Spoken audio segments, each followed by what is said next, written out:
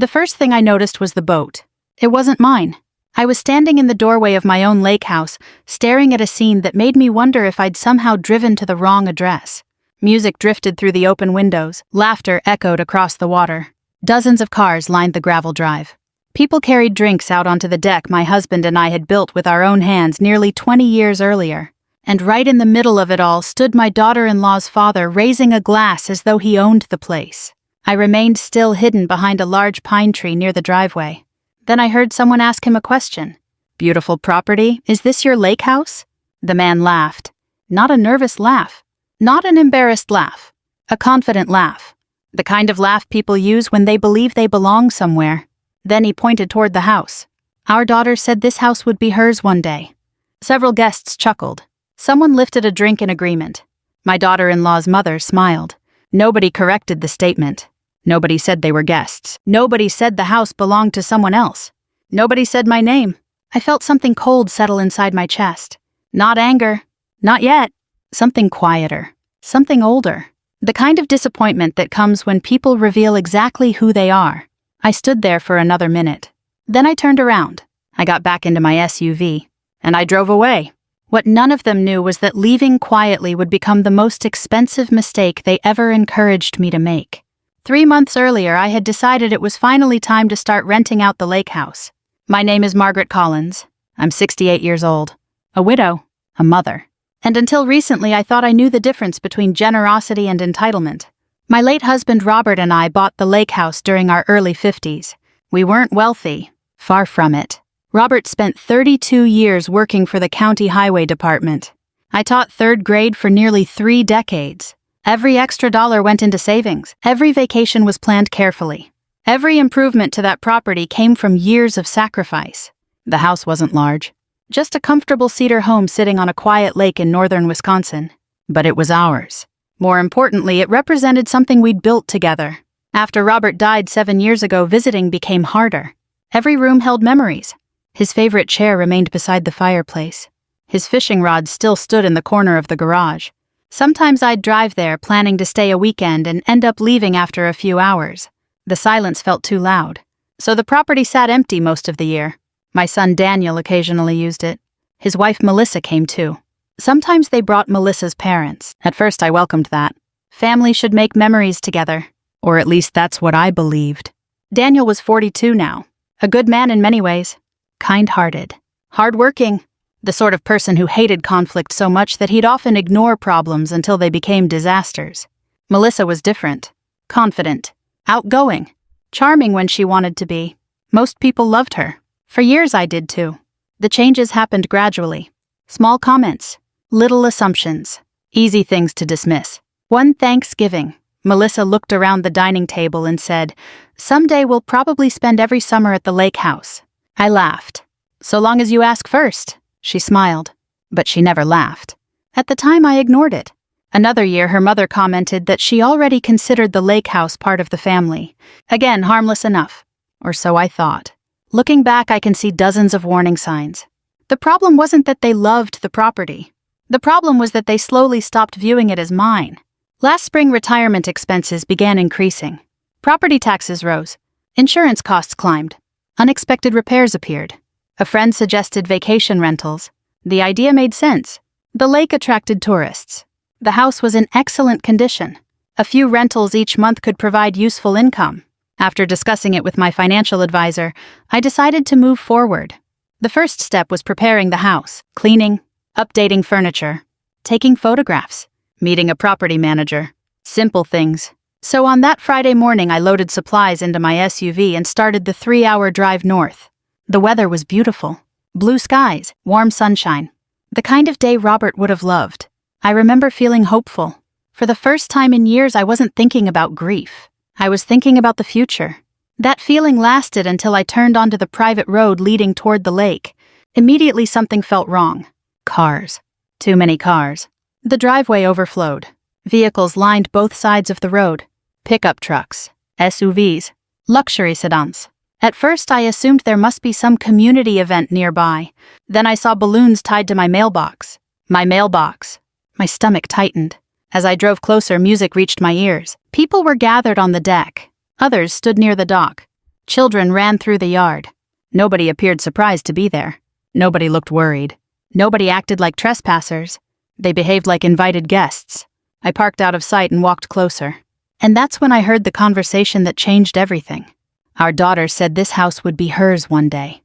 The words replayed in my head during the entire drive home. By the time I reached my driveway, sadness had replaced shock. I kept asking myself the same question. How long had this been happening? One party. Several parties. Months. Years. Had Daniel known? Had he heard those comments before? Had Melissa? That night I barely slept. I sat at my kitchen table looking through old photographs of Robert and me working on the lake house. Painting walls. Building flower beds. Installing the deck. Laughing beneath the summer sun. We had earned every inch of that place. Nobody had handed it to us. Nobody had gifted it to us. And now strangers were drinking wine on our deck while discussing who would inherit it. Around midnight, I opened my laptop. I started searching old emails, reservation calendars, text messages, anything connected to the property. At first, I was simply looking for answers. I had no idea what I was about to find. But before the week ended, I would discover evidence that turned one disrespectful party into something much larger, something far more deliberate. And for the first time since Robert died, I realized I might have to fight for something we built together. The next morning, I started with emails. I expected to find a misunderstanding. Maybe Daniel had forgotten to tell me about a family gathering. Maybe Melissa's parents had exaggerated their role. Maybe I had simply walked into an unfortunate situation that looked worse than it was. At 68, I'd lived long enough to know that first impressions can be misleading.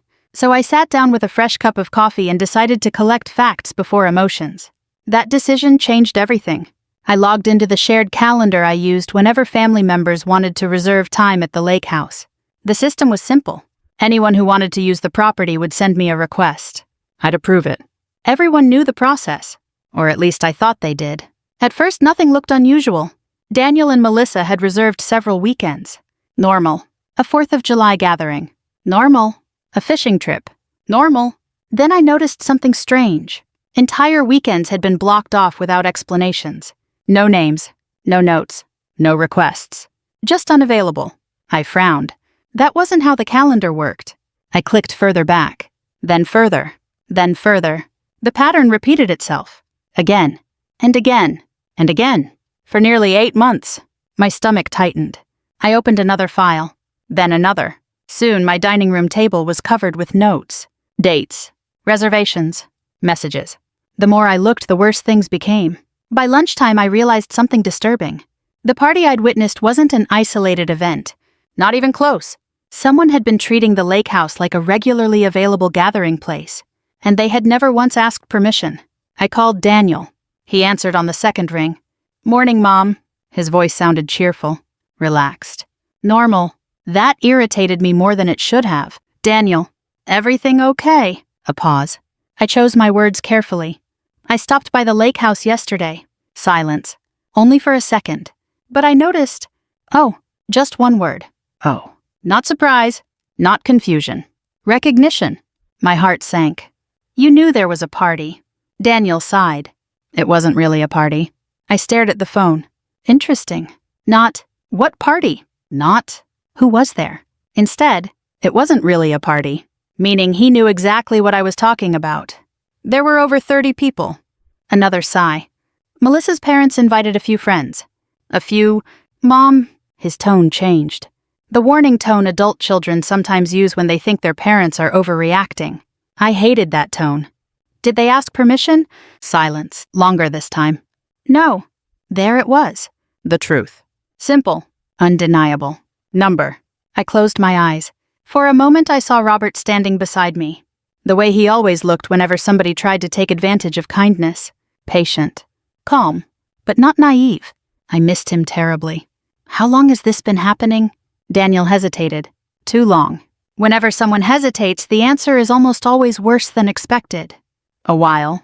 A while means what? Several months. I nearly dropped the phone. Several months. Not one gathering. Not 2. Months. You knew. Mom, I didn't think it was a big deal. Those words hurt more than I expected. Not a big deal.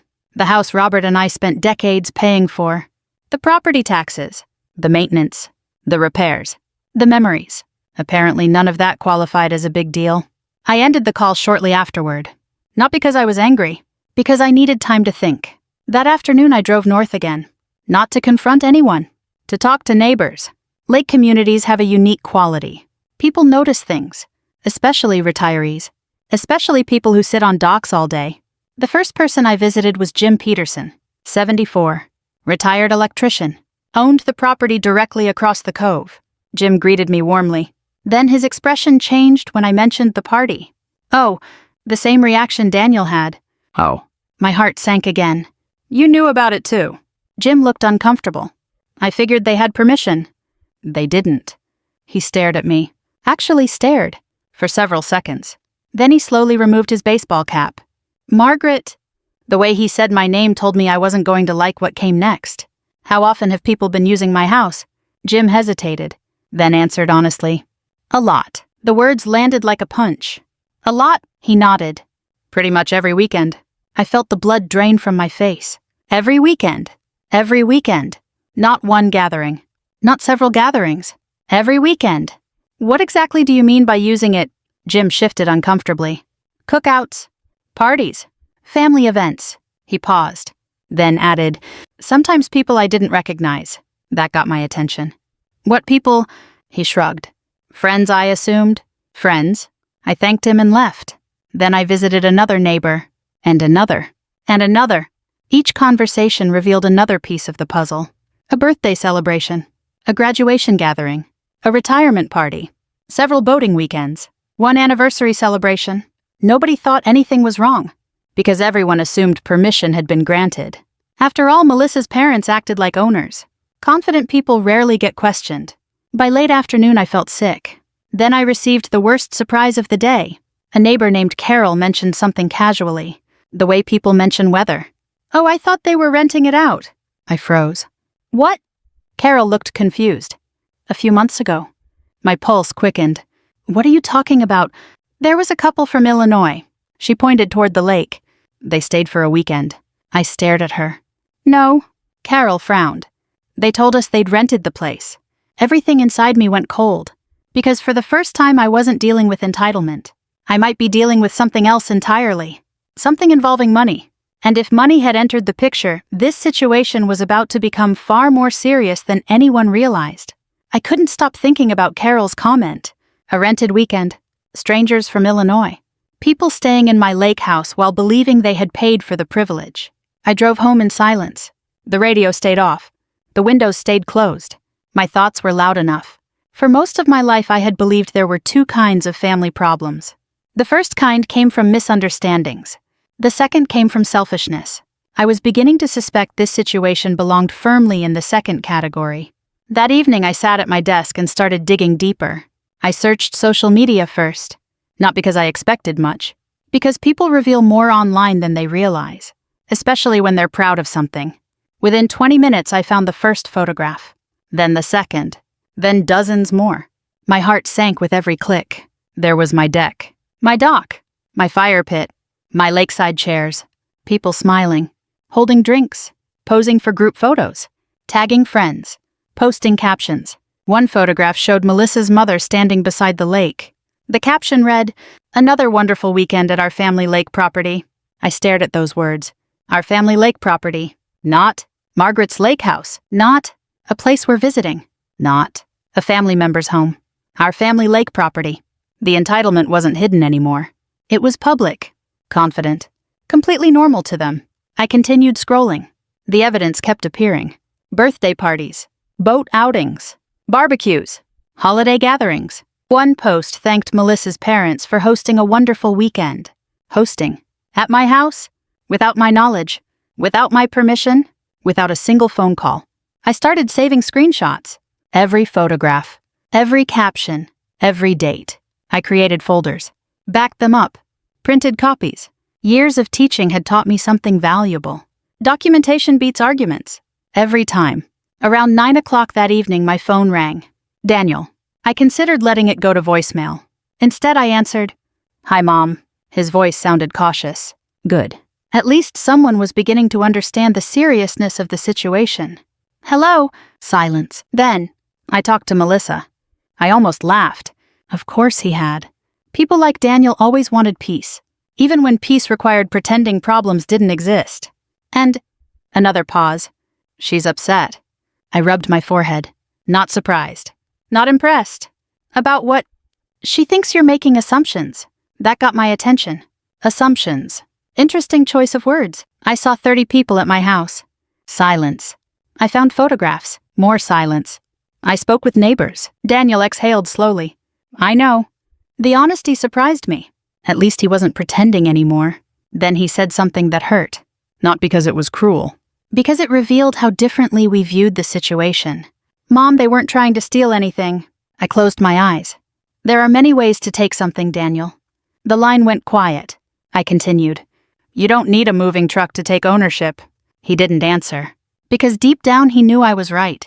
When people use something long enough without consequences, they start believing it belongs to them. That was exactly what had happened here. The next morning I made an appointment with an attorney. Not because I planned to sue anyone. Because I wanted clarity. Protection. Facts. The attorney's office sat in a small brick building downtown. His name was Thomas Reed. Late 60s. Calm. Practical. The kind of lawyer who looked more like a retired grandfather than a legal professional. I liked him immediately. After listening to my story, he folded his hands, then asked a simple question. Do you want the emotional answer or the legal answer? I smiled despite myself. Both. The emotional answer is that your family has become far too comfortable. I nodded. That sounded accurate. The legal answer is that unauthorized use of private property can create problems if ignored long enough. My stomach tightened. What kind of problems? He leaned back. The longer people act like owners, a pause, the more difficult it becomes to correct expectations. That sentence stayed with me. Correct expectations. Because that was exactly what I was facing. Not criminals. Not burglars. People whose expectations had drifted dangerously far from reality. I handed him copies of the photographs, the screenshots, the calendar records, the witness notes. His eyebrows rose. This is thorough. I was a teacher. He smiled. That explains it. Then he reached a photograph showing one of the gatherings. A large banner hung across my deck. The attorney studied it carefully, then frowned. What is this? I leaned forward and felt my stomach drop. Because somehow I had missed it before. The banner read, Welcome to the Holloways Lake Weekend. The Holloways. Melissa's maiden name. Not Collins. Not my family name. The Holloways. For several seconds neither of us spoke. Then Thomas slowly set the photograph down. Margaret. His voice sounded different now. More serious, more concerned. Have they ever collected money from guests? The question immediately brought Carol's comment rushing back. The couple from Illinois. The rented weekend. I swallowed. I don't know. Thomas nodded, then said the words that changed everything. I think it's time we find out. By the time I left Thomas Reed's office, my emotions had changed. The shock was gone. The sadness remained. But now something else had taken its place. Determination. Not revenge. Not yet. Just determination. For weeks, everyone around me had been treating this situation as a misunderstanding, a family disagreement, an awkward conflict. But if money had entered the picture, then we were no longer talking about hurt feelings. We were talking about deliberate choices. And I needed facts. Thomas advised patience. Don't accuse anyone until you know exactly what happened. That sounded reasonable. Difficult. But reasonable. So I spent the next several days quietly gathering information. No confrontations. No dramatic phone calls. No angry social media posts. Just evidence. One piece at a time. The breakthrough came from a woman named Diane. She owned a small gift shop near the lake. When I stopped by, she immediately recognized me. Margaret. She smiled warmly. I haven't seen you in ages. We talked for several minutes. Then I casually mentioned the lake house. Her expression changed. Not dramatically. Just enough. The same reaction I'd been seeing all week. The reaction people make when they realize they've accidentally stepped into a problem. You know something? Diane looked uncomfortable. I thought everybody knew. My stomach tightened. What exactly did everybody know? She hesitated, then reached beneath the counter. A notebook appeared. The pages were filled with local advertisements. Garage sales, community events, weekend activities, tourist listings. The sort of thing people pin to bulletin boards throughout small lake towns. She opened to a page from 6 months earlier, then slid it toward me. At first, I didn't understand what I was looking at. Then I saw the photograph. My lake house. My dock. My deck. The ad read, Lakeside Weekend Retreat. Private lake access. Sleeps 10. Weekend availability limited.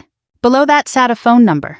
And beneath the phone number, contact Frank Holloway, Melissa's father. I stared at the page. Several seconds passed. Then several more. The room felt strangely quiet. Finally, I looked up. How long was this posted? Diane looked apologetic. A few weeks. My throat tightened. Did people respond? She nodded. A lot. That answer hit harder than I expected. Not because of the money, because of the planning. This wasn't entitlement anymore. This wasn't family acting too comfortable. This was intentional, systematic, organized. Someone had photographed my property, written advertisements, promoted weekends, accepted inquiries, all without telling me. I thanked Diane and left. Then I sat in my SUV for nearly 20 minutes staring through the windshield. Robert would have been furious. Not loud furious, not shouting furious, the dangerous kind, the calm kind, the kind that arrives when somebody crosses a line they knew existed. That evening, Thomas reviewed the advertisement. His expression remained professional, but I noticed him remove his glasses, then put them back on, then remove them again. The lawyer version of disbelief. This is useful. Useful.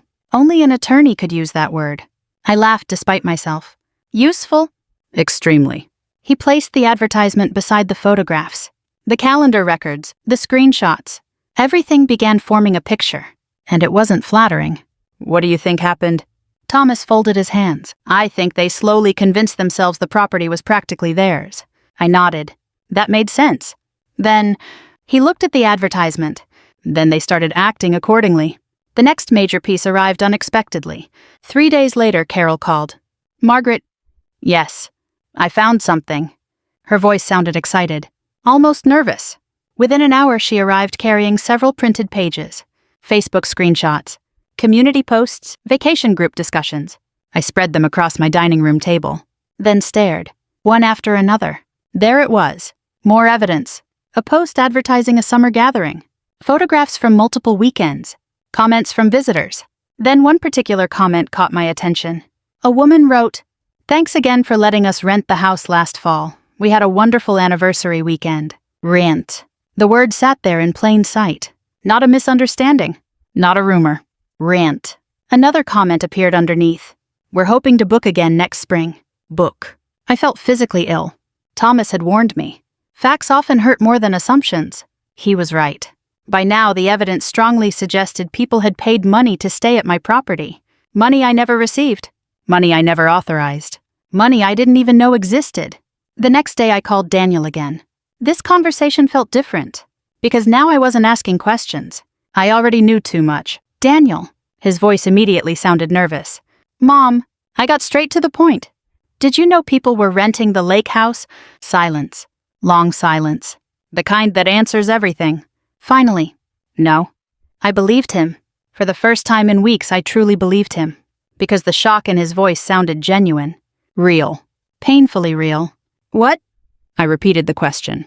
Did you know? No. The answer came immediately this time. No, Mom. Then his voice changed. Wait, a pause. Another pause. Then, are you serious? I closed my eyes. At least one person had finally reached the same point I had. The point where disbelief becomes understanding. The point where excuses stop working. Because no reasonable person rents out property they don't own. And no reasonable person accidentally does it multiple times. Daniel sounded shaken. Genuinely shaken. Melissa never told me any of this. That sentence lingered in the air. Not because it solved anything. Because it opened an entirely new problem. If Daniel didn't know, then how much did Melissa know? The moment Daniel learned about the rentals, everything changed. Not immediately, not dramatically, but something shifted. For weeks he'd been trying to convince himself this was a misunderstanding, a family disagreement that could be smoothed over with apologies and patience. Now he was confronting a reality that couldn't be explained away. People had apparently paid money to use property that didn't belong to Melissa's parents. And if Melissa knew about it, then the situation was even worse than I had imagined. 3 days later, I invited everyone to lunch. Not at my home. Not at theirs. Neutral ground. A quiet restaurant overlooking the river. The kind of place where people lower their voices automatically. I chose it intentionally. I didn't want shouting. I wanted clarity. When I arrived, Daniel was already there. He looked tired. The dark circles under his eyes told me he hadn't been sleeping much. Neither had I. Melissa arrived 10 minutes later. Her parents followed shortly after. Frank and Linda Holloway walked in smiling, relaxed, confident. The confidence annoyed me more than anything, because it told me they still didn't understand the seriousness of the situation. We ordered drinks, made small talk, discussed weather, traffic, construction, the usual nonsense people use to delay uncomfortable conversations. Finally, I placed a folder on the table, and everything changed. Frank noticed immediately. His smile faded. "What's that?" I opened the folder, slowly, methodically. Years in the classroom had taught me something. When presenting evidence, silence is your friend. People often condemn themselves if given enough room. I slid the first photograph across the table. A picture of my lake house. A party. Dozens of guests. Nobody spoke. Then another photograph. And another. Then screenshots. Advertisements. Social media posts. Witness statements. The table grew quieter with every page. Melissa finally broke the silence. "You've been investigating us." The question almost made me laugh. Not because it was funny. Because it revealed her priorities. Not, "Why did this happen?" Not, "How can we fix it?" Instead, "How dare you notice?" I folded my hands. "I've been investigating what happened to my property." The distinction mattered. Frank leaned back in his chair, already defensive. "I think you're blowing this out of proportion." There it was. The sentence I'd been expecting. Out of proportion. People love that phrase when they're caught. I nodded. "Then help me understand." He seemed encouraged. Mistakenly. "We never damaged anything." Interesting. Not a denial. Justification. I made a note of it. Linda joined in. "We treated the place like family." Again. Not a denial. More justification. Thomas Reed had warned me about this. People rarely defend actions they didn't commit. Melissa crossed her arms. "We weren't trying to hurt anyone." Still no denial. The silence around the table became almost uncomfortable. Daniel noticed it too. I could see the realization spreading across his face. One by one, every explanation confirmed the same thing. Nobody was denying the behavior. They were only defending it. Finally, I spoke. "Did people stay there without my permission?" Nobody answered. "Did gatherings take place without my permission?" Silence. "Did advertisements exist without my permission?" Melissa stared at the table. Frank looked away. Linda suddenly became interested in her coffee. The answers were obvious. Then Frank made his mistake. A huge mistake. The kind that reveals what someone truly believes. "We invested time in maintaining that place." I looked at him calmly. "Excuse me." He straightened slightly. More confident now. "We cleaned. We hosted. We took care of things." Daniel stared at him. Even Melissa looked uncomfortable. But Frank continued. "Because entitled people often mistake confidence for correctness. We treated it like our own." The words hung in the air. Our own. Not yours. Our own. There it was. The truth. Not hidden. Not disguised. Finally spoken aloud. I glanced toward Daniel. His face had gone pale. For the first time he was hearing what I'd heard at the party. The ownership. The assumption. The entitlement. Linda nodded in agreement. "We practically lived there some summers." Again. Not embarrassment. Pride. Actual pride. Melissa finally joined them. The house was staying in the family anyway. I stared at her. The room seemed to grow quieter. "Staying in the family?" She shrugged. The casualness stunned me. Eventually. That single word explained everything. The parties. The advertisements. The behavior. The assumptions. They had stopped seeing the lake house as mine. In their minds, the transfer had already happened. I was simply an obstacle waiting to disappear. Then came the sentence that hurt most. Not because it was cruel. Because it was honest. Melissa looked directly at me and said, "It's not like you're using it anymore." Silence. Complete silence. Even the waitress seemed to sense something had changed. Nobody moved. Nobody spoke. I looked at Melissa, the woman I'd welcomed into my family. The woman I'd trusted. The woman who had spent holidays at my table. And suddenly I understood. This wasn't about a lake house. Not really. It was about value. Somewhere along the way, she'd begun measuring my value by my usefulness. Just like the property. Unused. Unoccupied. Waiting. Available. Daniel finally spoke. his voice barely above a whisper. "Melissa." She turned toward him, then saw his expression, and for the first time uncertainty appeared on her face, because she realized he'd heard it too, not the words, the belief behind them. I slowly closed the folder. No anger, no shouting, no tears, just clarity, the clearest I'd felt in weeks. Then I stood. "So now I understand." Frank frowned. "Understand what?" I looked at all three of them. Melissa, Frank, Linda, and quietly answered, "You thought the waiting was over." Nobody replied, because they knew exactly what I meant. Then I picked up my folder and left. They watched me walk away believing they had survived the confrontation, believing I'd accepted defeat, believing my silence meant surrender. What they didn't know was that while we were eating lunch, Thomas Reed was already preparing the documents that would change everything. The first lock was changed on a Tuesday morning. A small thing. 5 minutes of work. One locksmith. One receipt. One new key. Yet somehow it felt larger than that. As I stood outside the lake house watching the locksmith finish, I realized I wasn't protecting a building. I was protecting boundaries. Something many people my age struggle to do. Especially with family. Especially when guilt becomes involved. For years I had confused generosity with obligation. Now I understood the difference. The locksmith handed me a small envelope.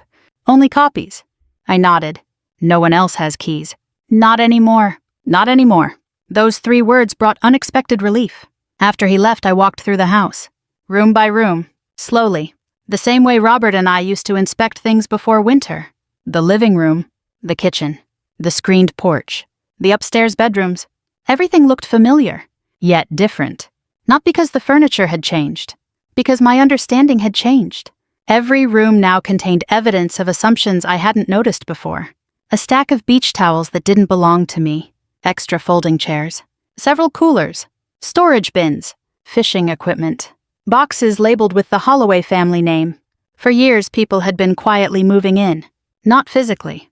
Psychologically. I began taking photographs. Then I packed every item carefully. Nothing damaged. Nothing thrown away. Everything documented. Everything stored. When I finished, the house looked like mine again. For the first time in a long time. 3 days later, the formal notices arrived. Thomas handled everything professionally. No threats. No drama. No accusations. Just facts. Access revoked. Property use prohibited without written permission. Future reservations canceled. Insurance notifications updated. Liability protections revised. Simple. Legal. Final. The reaction came almost immediately. Melissa called first. 8 times. I didn't answer. Then came text messages, then emails, then voicemails. By Friday afternoon, Daniel appeared at my front door, alone. That surprised me. He looked exhausted, older somehow, as if the previous 2 weeks had aged him. "Can I come in?" I stepped aside. He sat at the kitchen table where he'd eaten thousands of meals growing up. For several moments, neither of us spoke. Finally, he looked up. "They lost their minds." I almost smiled. "Your words?" He nodded. "Mine." The honesty felt refreshing. For weeks, everyone had been talking around the problem. Daniel was finally talking through it. "What happened?" He rubbed his face. "My father-in-law is furious." Not surprising. "Your mother-in-law, also furious." Again. Not surprising. I poured coffee for both of us, then waited. Daniel stared into the cup. "They keep saying you're overreacting." I laughed softly. The same phrase again. Overreacting. Apparently, people who benefit from a situation rarely recognize problems with it. Then Daniel looked directly at me. Something in his expression had changed. "Mom." "Yes, I'm sorry." The words arrived quietly, without excuses, without explanations, without conditions. Just sorry. I hadn't realized how badly I needed to hear them until that moment. My eyes stung unexpectedly. Daniel continued. "I should have stopped this." I remained silent. He wasn't finished. I knew they were getting too comfortable. Another pause. I just kept convincing myself it wasn't serious. There it was. The truth. Not malice. Cowardice. The softer cousin of betrayal. Avoiding conflict. Ignoring warning signs. Hoping problems solve themselves. Many good people make that mistake. Daniel had, and now he knew it. Several days later, things escalated. Melissa appeared at the lake house. Without permission. Fortunately, she arrived after the locks had changed. A neighbor called me, then sent photographs. Melissa standing on the porch, looking confused, then angry, then frustrated. I never responded. The photographs were enough. That evening she finally called me directly. I answered, for the first time in weeks. Margaret. Not Mom. Not Margaret Collins. Margaret. Interesting. Hello, Melissa. She got straight to the point. You're destroying this family. I leaned back in my chair. No. Silence. Then, excuse me, I spoke calmly. The family wasn't damaged when I changed the locks. Another pause. The family was damaged when people stopped respecting boundaries. The silence that followed lasted nearly 10 seconds, long enough for uncomfortable truths to settle. Finally, she spoke again, less confidently this time. We never meant, I interrupted gently. I believe that. And I did. Mostly. I believed nobody sat around planning to hurt me. The problem was different. They had stopped thinking about me at all. That's how entitlement works. Not through cruelty. Through self-centeredness. People become so focused on what they want that they stop seeing the person standing in front of them. Several weeks passed. Then another surprise arrived. Neighbors began contacting me voluntarily, one by one. Phone calls, emails, letters, stories. Many had witnessed things that bothered them, things they'd assumed I approved. People arriving with coolers and luggage, guests discussing rental payments, visitors referring to the house as belonging to the Holloways. The evidence became overwhelming. Even Daniel couldn't deny it anymore. Neither could Melissa. The illusion was collapsing, and once truth becomes visible, it becomes difficult to ignore. Then one evening Daniel called. His voice sounded different, stronger, resolved. I confronted them. I sat up. How did it go? A long sigh. Not well. I nodded. That sounded about right. Then he added something unexpected. But it needed to happen. For the first time since this nightmare began, I heard something I thought I'd lost. My son finding his backbone. The conversation with Daniel happened on a Sunday evening. By Wednesday, he was sitting across from me at the lake house. Just the two of us. No Melissa. No lawyers. No accusations. Only a fatherless son and a widowed mother trying to understand how things had gone so wrong. The lake was calm that afternoon. Gentle waves touched the dock. A pair of loons drifted near the far shoreline. The same peaceful scene Robert and I had loved for decades. Daniel sat quietly on the deck his father had built. The deck that had somehow become the center of a family crisis. For several minutes, neither of us spoke. Then Daniel broke the silence. I understand now. I looked at him. His eyes were fixed on the water. What do you understand? A sad smile crossed his face. This was never about the house. I felt something soften inside me. Because for the first time he truly understood. No. He nodded slowly. It wasn't. The wind moved gently through the trees. Daniel leaned forward.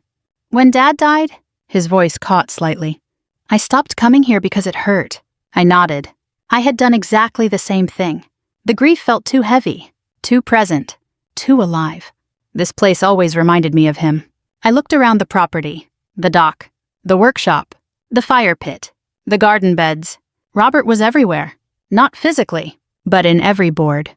Every nail, every stone. Daniel looked toward the old workshop. Dad taught me how to fish right there, then toward the deck. And how to use a power saw over there, then toward the shoreline. And how to skip rocks. The sadness in his voice wasn't about the property. It was about memory, about loss, about time. Then he turned toward me, and finally asked the question that should have been asked months earlier. Why didn't you ever tell me? I smiled sadly. Tell you what? How much this place meant to you. That question broke my heart a little. Not because he asked it, because he needed to. I folded my hands. Because I thought you already knew. The silence that followed felt heavy. Then Daniel nodded. I didn't. At least he was honest. Many people would have pretended. He didn't. And that honesty became the beginning of healing. I stood and walked toward the lake. He followed. A few moments later, we stopped near a small wooden bench. Robert built it shortly before his cancer diagnosis. Most people never noticed it. I noticed it every time. I ran my hand across the weathered wood, then quietly said, This was the last dream your father and I built together. Daniel looked at me. I continued. We saved for years. Planned for years. Worked for years. The memories flooded back. The long weekends. The paint-stained clothes. The arguments over flooring. The excitement. The laughter. The dreams. Everything. We thought we'd grow old here. My voice trembled. Only slightly, but enough. Daniel lowered his eyes, because now he could finally see what I'd been protecting. Not real estate, not money. A life, a marriage, a memory, a promise. For several moments, neither of us spoke. Then Daniel quietly said, "I'm sorry." Again. This time deeper, more complete. Not just for the parties, not just for the rentals, for everything. I believed him. The apology wasn't perfect, but it was real. Sometimes real matters more than perfect. Meanwhile, things were changing elsewhere too. Melissa had become strangely quiet. The angry phone calls stopped. The defensive messages disappeared. Weeks passed without confrontation. Eventually, Daniel explained why. The evidence had finally caught up with reality. Melissa could no longer dismiss it. Neither could her parents. Too many photographs, too many witnesses, too many examples, most importantly, too much truth. One evening, Melissa asked to meet. Just the two of us. I considered saying no. Then I remembered something Robert once told me. People deserve a chance to become better than their worst mistake. So I agreed. We met at a small cafe. Melissa looked exhausted, much like Daniel had weeks earlier. Consequences have a way of draining confidence. For a while, she simply stared into her coffee. Then she finally spoke. "I don't know when it happened." I waited. When what happened, her eyes filled with tears. When I stopped seeing it as your house? The honesty surprised me, because it was exactly the truth. No excuses, no blame, no legal arguments. Just truth. She shook her head. My parents always talked about it. Another pause. Then I started talking about it. A tear rolled down her cheek, and eventually it felt normal. I nodded. Because entitlement rarely arrives all at once. It grows, quietly, gradually, one assumption at a time. Melissa wiped her eyes. I'm ashamed of myself. The words sounded sincere, and sincerity changes everything. Not immediately, but eventually. For the first time in months, I saw hope. Not certainty, not complete reconciliation, just hope. And sometimes hope is enough.